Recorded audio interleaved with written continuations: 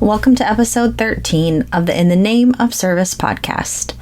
I'm your host, Dr. Barb Thompson. Here we broadcast stories of men and women who've answered a call to serve in hopes of inspiring and catalyzing the rest of us to follow suit in our own way. Today's interview is with Dr. Donell Barnett. Donell is a husband, father, psychologist in the Army Reserves, mental health administrator for the state of Illinois, and the president of the Association of Black Psychologists. I hope you'll listen to Donell's unique service story, how he moved a long way from home to become the first college graduate of his family, and how he stumbled into role after role, never forgetting to continue learning and exploring along the way. I had the fortune of meeting and living alongside Donell during our doctoral program in psychology at Oklahoma State University. Poor Donell was the only male in our cohort, and he always brought a sense of calm to our stormy days and joy in the midst of chaos. And don't get me started on his amazing singing voice. But anyway, Donell has now grown into a leader in several communities and battles against the current mental health crisis. His wisdom and perspective brought me so much comfort in this conversation as he talks through how he envisions us all working together for brighter days. I hope you will heed his advice when he says to just jump into action when it comes to using your unique position in this world, and that you truly do believe that you were born for a purpose, as he says. Thank you for listening.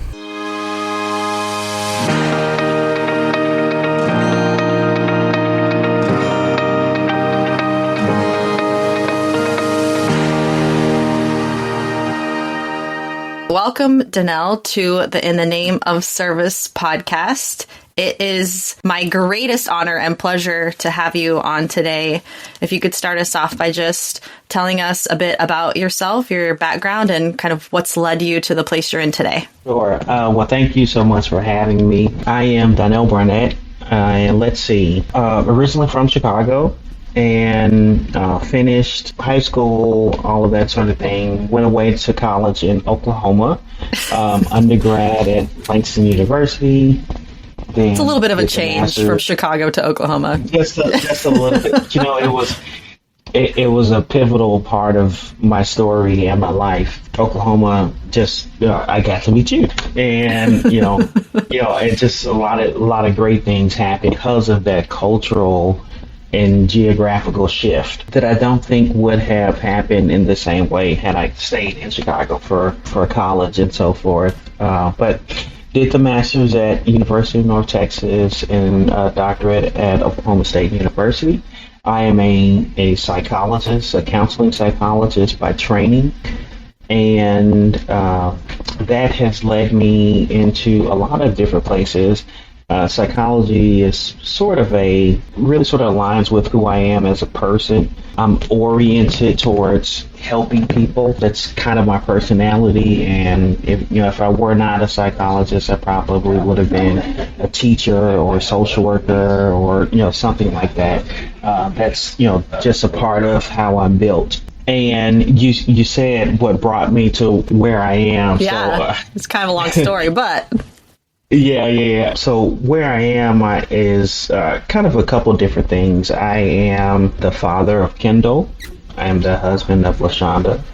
I am the son of Roy and Felicia. I serve in a number of places. I consider myself to be a minister in the sense of serving people in the way that I believe that my faith tradition calls me to, compels me to. I am the president of the Association of Black Psychologists, and I serve as a mental health administrator for the state of Illinois. Okay.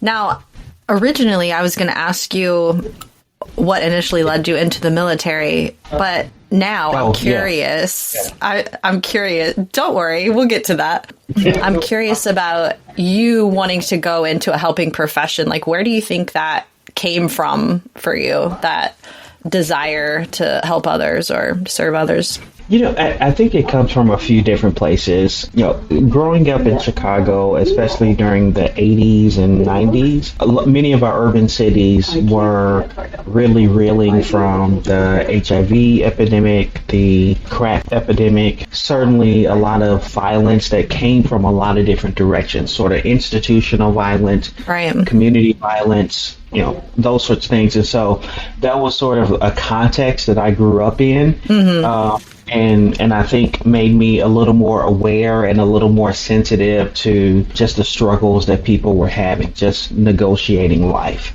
So that kind of had an imprint on me. I very early on, like high school, I was brought into a grant-funded position from a community center in my neighborhood. At the time they were doing what's called HIV peer counselors. So like teenagers would go and talk with other teenagers about safe sex practices and cleanings. Like we were doing stuff like that when I was like 14, and that was just a job that just real small part-time, like really like 4 hours a week, like nothing real major, but it again sensitized me to real struggles, real problems that people deal with. I mentioned that I'm a Christian, and in that context, my household was oriented that way in terms of food drives, clothing drives, going out to support people, that sort of thing. And it was sort of the infusion of those early experiences that really gave me a sense of responsibility beyond just sort of what I do. And then, my personality, who sort of knows? Who sort of knows where that comes from? But it was a collection of, some early experiences in life and just kind of who I am as a person that led me down the path. Now, I am a first-generation college student, and so I didn't really have a lot of models to say, this is how you choose a major, and this is how you decide on which professor to study under, right? Like all of that stuff I had to figure out on my own. Right. So actually becoming a psychologist, I kind of stumbled into, quite frankly. But, that was sort of a part of the pathway leading here. And ultimately, by the time I was old enough and had enough training, I sort of figured out how to take the helm where things weren't as haphazard, or I didn't sort of, wasn't stumbling my way through it. But I started to realize there was a point at which that I realized, okay, I have this foundation, and now I can sort of steer it in a direction that I think is right for me. Yeah. And well, I guess part of that journey is steering right into the Army. What initially led you to serve in that capacity? Yeah, initially after my first year of college, I went back home to Chicago, and my mom was like, I can't afford it. Yeah. For me to continue to go to school. And I had already caught the Oklahoma bug at that point. And so like literally the next day I called the recruiter and it's like, hey, what you got? And they said, well, we have this, and this kind of job is available. So that year, that was the summer of '98, I took off the fall semester of school, went to basic training and AIT, joined the reserves, and then went back to school in Oklahoma in that following spring. And that's how it started. And from there, I stayed in the reserves through undergrad and through the master's degree. And by the time I got to my doctoral program, I had a break in service because I finished my initial reserve term. And I found out, the country was really sort of scaling up for Afghanistan. And so a lot of recruitment for psychologists, for optometrists, dentists, physicians. Right. There was a lot of recruitment happening at that time. I found out about a program to come on to active duty. And I said, well, hey, I know something about this. I know something about the military. I was enlisted, of course, for that first 8 years. But coming back on active duty, or coming on active duty as an officer and as a psychologist, it was very different from my enlisted time. But, I knew. What was your MOS? I was an 88 mic truck driver. Okay. Yeah, and I went to Iraq as a truck driver in 2003 during that initial term, and then came back, finished school, and started at OSU. Took the program to become a psychologist on active duty. And that was it. That took me through the next 9 years. Right. After that point, yeah. And then you deployed again to Afghanistan, right? Deployed again to Afghanistan in 2011. 10. The years blend. Yeah, it's like there was a lot going on. Yeah, there was a lot going on. Yes. When you think back or reflect back on your military career, what have you found to be the most meaningful event or period of time? Wow, one of the things that I often go back to is in Afghanistan. Right, we are. In mental health, we're sort of trained in sort of traditional ways of doing that work. You bring people into an office setting. You have, a block of time that you're going to do an intervention, and you kind of do this whole elaborate treatment plan and all of that sort of thing. But in Afghanistan, it was, can you find 10 minutes to talk to someone outside of a bunker? Yeah. It was, right, can you find, catch someone at the chow hall for a few minutes, right? It was much more human, less sterile. It was being sensitive to what people needed in the moment. And that shaped sort of how I thought about the profession and just sort of how people interact. It shaped me in really critical ways.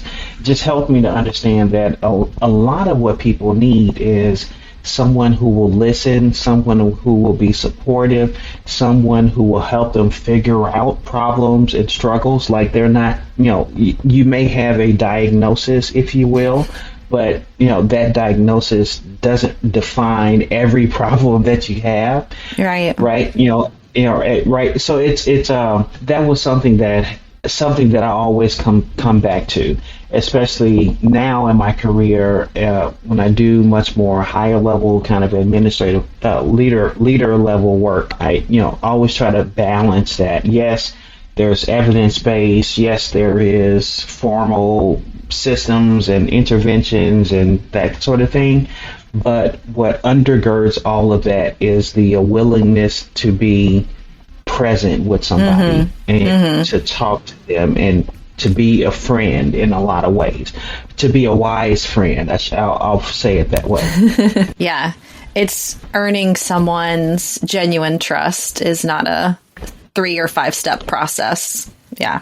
Yeah. Can you take us through your decision to exit the military? Just at the period of time when you did, you said it was like 9 years basically later, and you had some reserve time before that. So that's a big decision. As most people know, like you get that 20 years and then you have some kind of security after that. So can you take us through that and why you exited one form of service and into another? Yeah, well, I am back in the reserves now.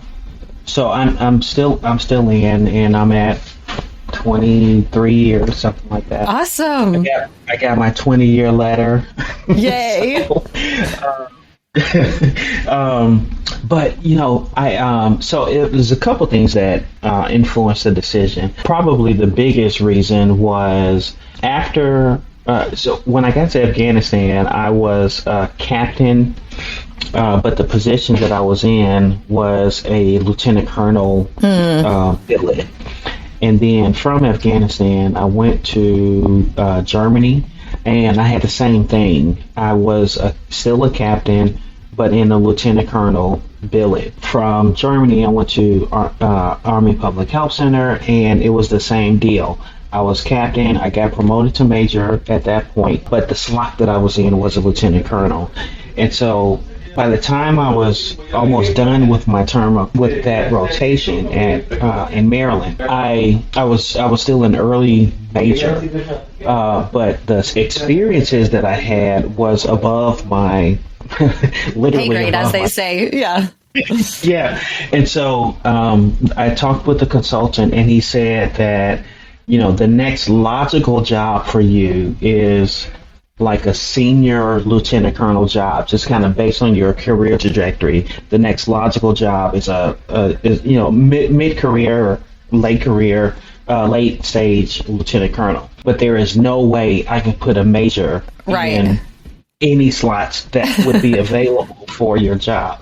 And so because I had kind of skipped over captain's level job, he said, I would have to go back and sit out a cycle to take a lower job so that my rank and my career trajectory could catch up, and then the following cycle I would be about ready. When I became an actual lieutenant colonel, then I could take an actual lieutenant colonel job, and that was not appealing to me. So that was one factor. And then I had a kid at the time. Well, I still have a kid, but I was thinking a lot about my sons growing up with family, and so coming back home to Chicago was really attractive to kind of allow him to be along with family. And then the other thing that was really pressing on me, I was starting to feel a calling towards community work. At every duty station that I had been at, I always joined a local church. I had always tried to figure out some ways to plug into the local community no matter where I was stationed, and my heart really is in community kind of work. Yeah. And so I saw that that is an opportunity to transition home to Chicago, where I could solve for all of those problems doing community work.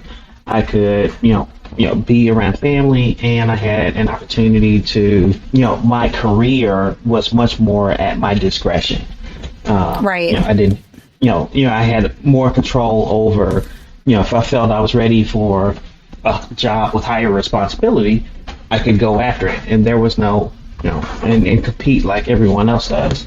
So those were some of the factors that contribute to me leaving active duty. And of course, I knew I could still continue in the reserves with it now. Yeah. And from the many perspectives you have now, like where you sit in all the communities that you're a part of, what have you seen or discerned to be some of the greatest needs currently? Yeah, well, I think coming out of COVID and what people are framing as the mental health crisis, I think it is part of an awakening that people are struggling at levels that we didn't quite understand.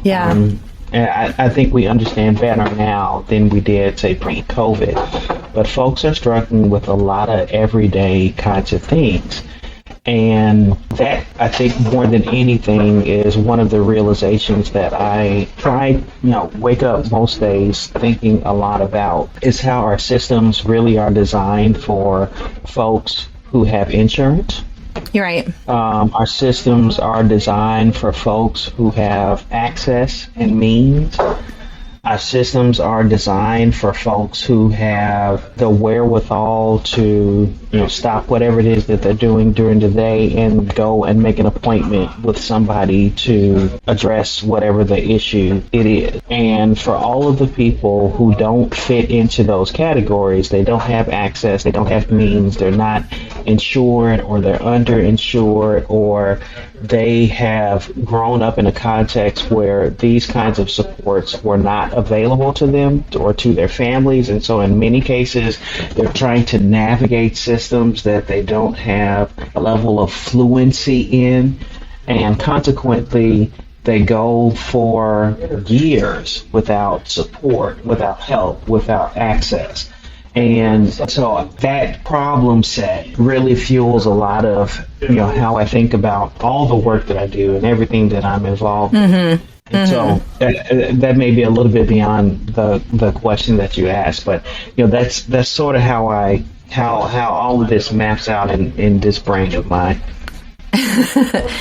That is, when you talk about that problem, it seems overwhelming. Like, it seems too big. So I guess I'm curious now about, how do you see the solutions, coming about, or what's your vision for how to kind of move forward doing something to combat the needs that you see? Yeah, so there is a lot of, one of the areas that I get to champion is healing circle work for many cultures around the world and throughout history.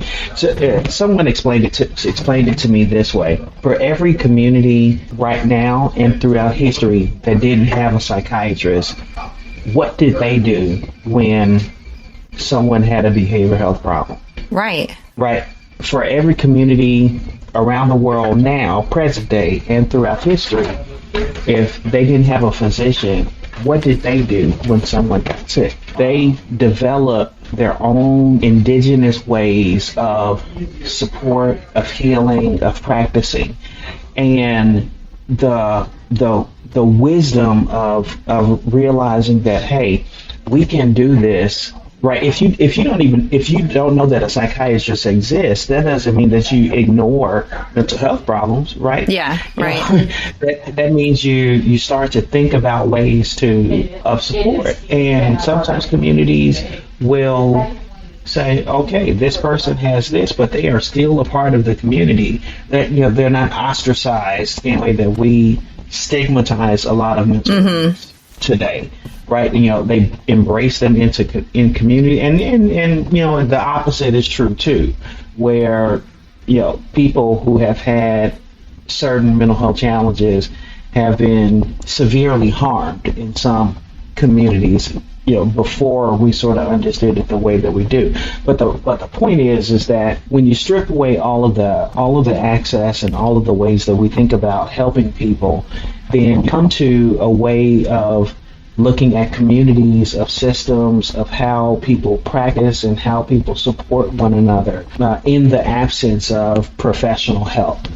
And one way that has happened in many different cultures is healing circles, is what some folks call it, but it's essentially gatherings when communities come together to talk through problems, to offer support, to rely on their ways of being, their ways of believing, their ways of moving, and use that to offer principles around living. And that then helps people, whether they have a mental health problem or not, it helps them to navigate the problem that they have in front of them right now. Right, yeah. And if you help people navigate the problem that they have in front of them right now, over the course of time, people do better.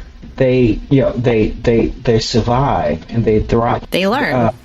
They learn. And from a Christian tradition, there's a scripture that says, I shouldn't have called this reference out because now I'm drawing a blank on it.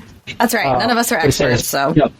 Yes, in this world there will be problems, but take comfort, for I have overcome the world. And the statement essentially is a calling. Part of the statement is essentially a calling to understand that there is no escaping not having problems. Right. Yep. Disabuse yourself of that thought. You will have problems. There will be trials. There will be tribulations. And I think that in and of itself is incredibly powerful to some people. Yeah. So I'll pause there. Yeah, I love that. I think what I love about it most is that this huge problem is solved by everyday people. Yes. Thank you. It's just every one of us. I love that. And there's no special qualifications. You can just sit with a person who's having trouble, create a relationship, and then on the day that you have trouble, you might be able to reach back out. Yeah. And it is that sense of community that is, I think, is a critical component, even in just purely American history. We are a lot more isolated. The Surgeon General has talked about this epidemic of loneliness. Right. The former Surgeon General has talked about this epidemic of loneliness and how that contributes to a whole range of behavioral health problems, formal behavioral health and informal behavioral health problems. We are not as communal as perhaps we were, even 3 or 4 generations ago. Yeah. Certainly in an African American context where not too long ago my ancestors were shut out of systems and they relied on themselves right. to support one another. And thankfully that is a cultural tradition that has been a part of the Black experience even before America. And so, right. So in a lot of ways, it's a tradition that has been around for centuries, if not longer, coming from African traditions. And so living in an American context where you don't have access to the latest and greatest and all the resources, whether you are, because you come from a poor background or other cultural backgrounds, or lots of communities have survived that way. It's harder to do that today, though. Mm-hmm. Because again, systems take certain assumptions. Assumption that you have insurance, assumption that you know how to navigate the healthcare system, assumption that you are, you have a certain individualism and a certain independence. Or even have like the awareness or knowledge to show up at the right doctor's doorstep. Yeah. It's difficult. And oh, by the way, there's not enough providers of a whole variety of types of providers to go around for all the problems that, people show up, if they do show up, at the right doorstep at the right time. How are you seeing people connect to these healing circles? So they are done virtually. Is one of the ways that people connect, because they're virtual. The pandemic, obviously has pushed a lot of things into the virtual space, which created opportunities to have more ways for people to engage. Mm-hmm. So, even if it's a scheduled Zoom call where people, they sign up, they come in, they get a little check-in, and they get some support from the community. And it gives them enough to go back out there and face the week. Yeah. Face the day, right? Some communities are holding, these kinds of meetings where, healing circles is sort of one name to use, but the principle of having community space to hold conversations and to hold support for folks happens in a lot of different ways, in faith communities, in certain cultural contexts.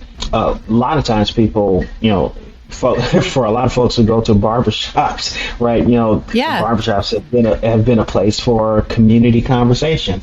You wouldn't call it mental health. You wouldn't call it, I'm going to my support group at the barbershop, right? You wouldn't call it that. But in a lot of ways, these spaces are used in that way, and people get, they get to allow other people to pour back into their cup. Yeah. And that sustains them for a little bit more. And I don't mean that to minimize depression, anxiety, of suicide. Course. Right. I don't mean PTSD. That's not to minimize that, but it is to say that even folks with that level of clinical problems, they still have everyday problems too, right? Of kids and jobs and relationships, and all those things happen to everyone, and so we all could benefit from being more person and community centered. Right. Yes. I mean, hearing you kind of how you've discerned the problems that we're talking about, kind of big big problems and small problems too. And being a leader in different contexts and different communities. Whenever you're discouraged, like what do you go to? What keeps you motivated to continue to serve, to continue to try to tackle some of these bigger issues? I still feel like I think a lot about calling and purpose, and I still consider myself as one who is learning what I ought to do and be trying to unpack what it is that, why am I here, and how am I uniquely positioned to do only what Donell has been called to do? That helps me to keep going, to keep exploring, to keep understanding, and to keep trying, and appreciating that, you may never get it right. You may never have the magic sauce, right? And some people do find like this great big thing that changes the world or changes community, right? Some people do stumble into those things. I don't see myself as someone who is going to, before Donell and after Donell, right? There's no BC, BD. I don't see myself in that way, but I do see that there is something that is unique to me, and if I can keep learning what that is and keep trying to do that tells me that every morning I can wake up with a degree of purpose and get after it. What counsel would you have for the person listening who feels a conviction or a call to serve or, do something, take some kind of action, but doesn't know where or how to get started? Get started somewhere. That, like I said, a lot of this I stumbled into. Right. And I'm very clear about that. And so if it's a homeless shelter or a food pantry or a women's shelter or a march, a movement, go and do that, whatever it is. And what you'll find is people who are also trying to figure it out. Yeah. And in conversation with those people who are also trying to figure out, you learn about new opportunities. You learn about other things. You learn about other ways of serving. And over the course of just trying things out, something will strike a chord in you, because everyone needs to understand you were uniquely created and designed for purpose. Everyone has purpose and a unique contribution. And the process of exploring what that is helps to give you a kind of focus and makes you better at whatever it is you ultimately end up doing, because now you become aware of all these other ways in which that your purpose connects with other people's issues and other people's struggles. And so, I encourage people to just jump in somewhere. It could be random, but jump in somewhere and get back up the next day and jump in and just continue to jump in. And it is my belief that your uniqueness will find you, and you'll know when you have gotten to what it is. Yeah, that's so encouraging, because it's easy to look at just honestly someone like you who looks kind of like you're at, the top of your game and you kind of always knew what you wanted to do. But to hear that you don't have it figured out yet, you're still exploring, and that even so, the positions that you're in, it's just taken a lifetime of stumbling from one thing to the next and just being reflective and learning along the way. So awesome. Yeah, absolutely. Absolutely.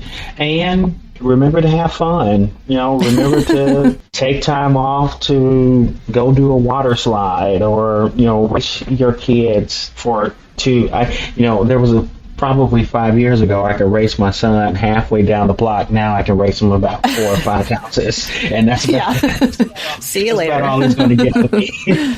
Right? You got to have fun too, and so balancing those things, I think you'll find the journey for life much more fulfilling, much more meaningful. And oh, by the way, it has a way of inoculating for your own mental health as well. Yes. Giving back, serving, has a way. Inoculation is probably not the best word, but it has a way of warding off a lot of your own stresses and pressures and worries by giving you perspective, by giving you meaning, by giving purpose. Serving is selfish in that way. Right. Well, okay. I've taken up enough of your time on vacation, so I'm going to end it there. But I just want to thank you again for your time. I want to thank you for every role that you've served in, and just your humility and willingness, your courage to continue to tackle the problems that you see in front of you. Thank you. I am honored to be a part of this, and I'm glad to be a part of your purpose and your calling for what you're doing with this podcast.